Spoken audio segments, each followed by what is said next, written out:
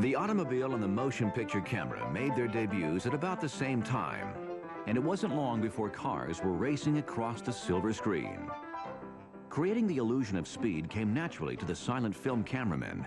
They merely had to hand crank their cameras a little slower. It worked like a charm, especially in comedy. Rather than shooting, let's say, at 24 frames, you're shooting maybe at 16 or 12 frames.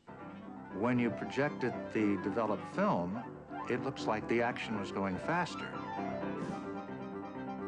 Once they'd figured out fast motion, filmmakers had to get their stars in the driver's seat. In those days, there was no rear projection, there were no matte shots, process shots, and what have you. So if you had a car chase, you went out and shot the car chase from a rig that would be in the front of the actual performing car.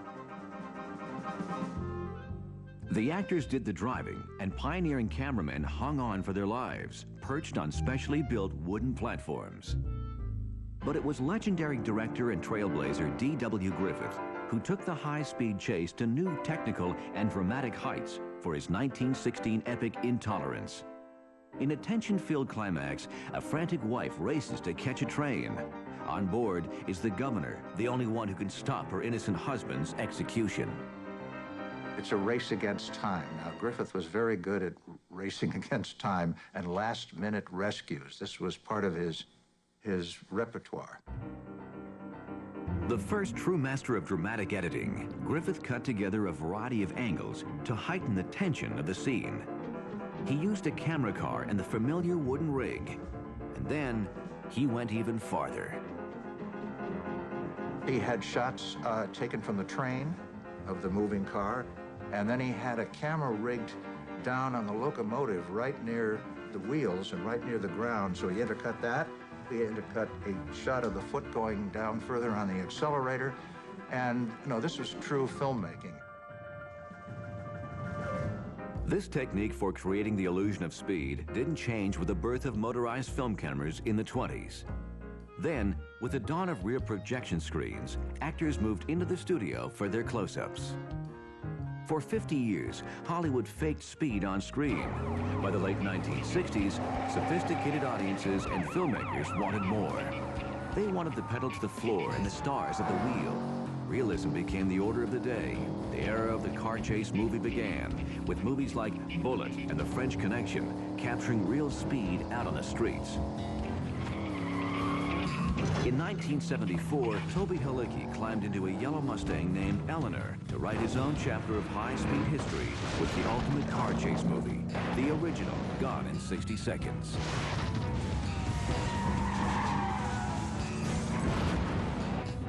Halicki was an independent filmmaker who dreamed of being director, star, and chief stunt driver in the ultimate chase movie. He gathered his friends together and produced an action masterpiece with an unprecedented level of automotive carnage.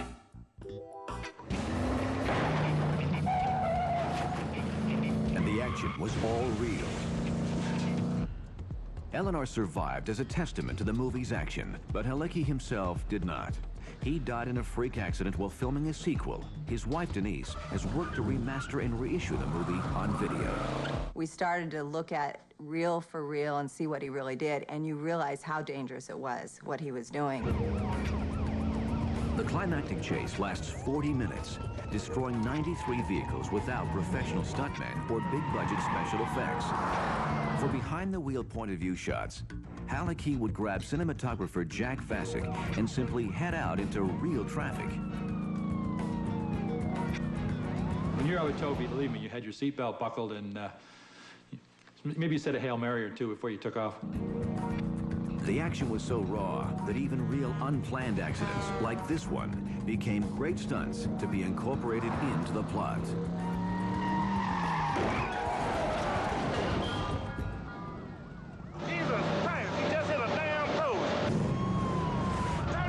The ultimate stunt in the movie was its climactic final jump. Outrunning the police, Halicki hits a red car and flies through the air. For the effect, the crew carefully hit a 4-foot ramp in the wreckage. Halicki practiced the jump several times at a local track, but the steep hill on location gave the car more speed and the director more than he bargained for. it hit the ramp and kind of kicked up. And so we had the effect of this thing launching straight up into the air, and then the Mustang came down and hit right on its nose, almost toppled all the way over. Halicki flew 30 feet high over a distance of 128 feet.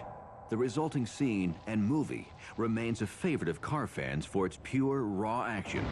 Denise knows that's precisely why it can never be repeated.